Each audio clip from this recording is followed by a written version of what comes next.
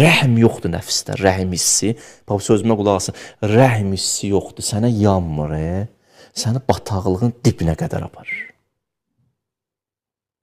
Mən cavanlar görmüşəm ki, anası gəlib, elə ağlayır, mənim balam bu günlərə qoyub. Cavan ana gəlir, düşür adamın ayaqlarına, adam ürəyi partlayır. Gör, bunun nəfsi nə günə qoyub bunu. Anasının o halı da onu titrətmir, Buradan saxladım, davam edirəm mövzusunu. Bəli. Bu insanın nəfs tərəfi budur. Ayəsinə bir dənə baxmışsınız Allah. Xələqəl insana min nutfə. İnsanı yaratdım mən nütfədən. O hansı tərəfin deyir? O torpaq tərəfin, o aşağı, o səthi hissəylər. O hissə. Sonra davamına baxın ayə. Fəizə huvə xasimun mubin. Birdən-birə açıq-aşkar mənlə düşmənə çevrildi.